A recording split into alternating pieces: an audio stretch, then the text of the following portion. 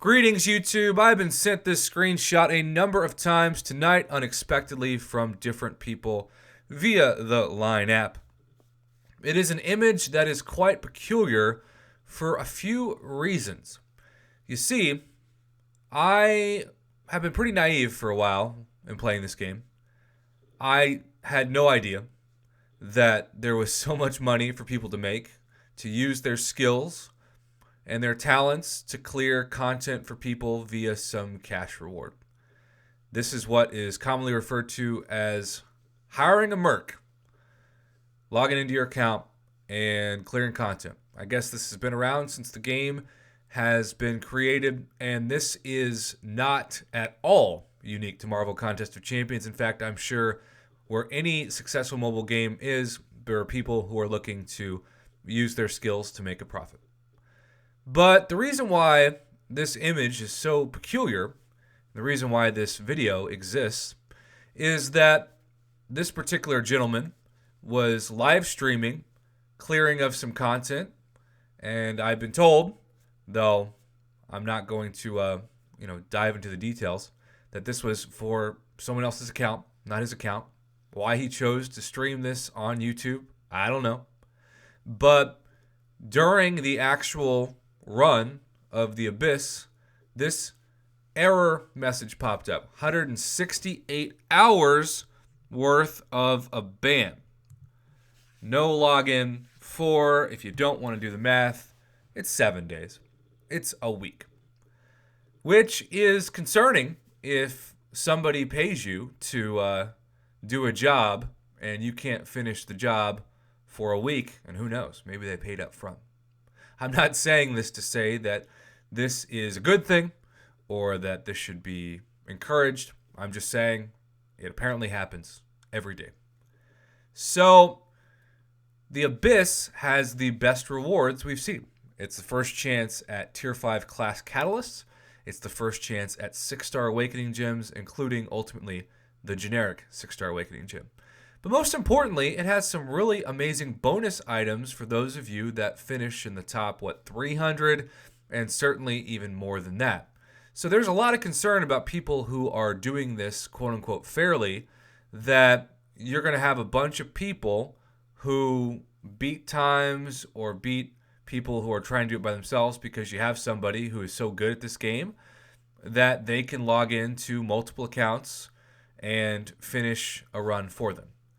So this has led there to be some pretty interesting discussion on the forums, which is really the second image that today is going to be about, or should I say tonight, since I'm recording this around midnight before I go to bed.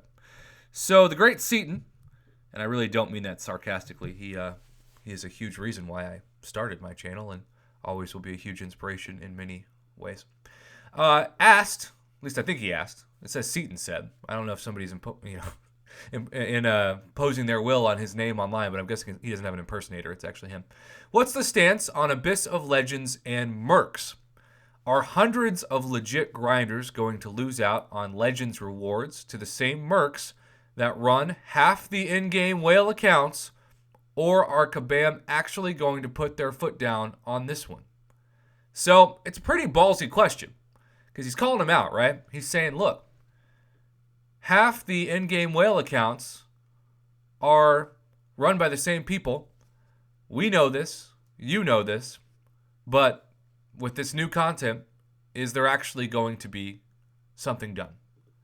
And the reason why the 1-week ban is really not that big a deal at all, 168 hours, is because Kabam Mike in public stated, as you know, we can't discuss what actions we take or how we find players that are using nefarious means to beat content, but we're always working to improve them.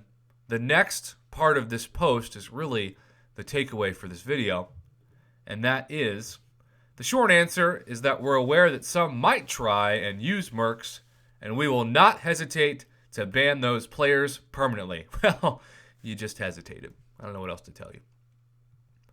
So I'm sure the people who make a great amount of money being hired to clear content for, as Seaton says, the in-game whale accounts are sweating because this is the first sign that I've seen, maybe not in general, but the first sign that's been sent to me, that Kabam is actually backing up what they're saying. But they're only backing it up, now I'm not even going to say halfway, because if Mercs are still so confident that they're going to get away with it, that they're live streaming for maybe a profit, who knows, on a YouTube channel, their runs on other accounts, that tells me that they're not too worried about the consequences. Now, maybe this will change that, but Kabam Mike used a really important word at the bottom of this post, right? He said the word permanently. And so far, it is the exact opposite of that. It's permanently as in maybe a week's time, which might only mean permanently if you have the lifespan of like a housefly. So, is Kabam doing something about it? It appears in at least one case they are, but is this even matching what Kabam might put out publicly? No. So, that's the update as I get ready for bed, and as I'm sure a lot of you across the pond, hopefully, are asleep, because unlike me, you do not suffer from insomnia that requires an insane amount of melatonin just to get the ball rolling.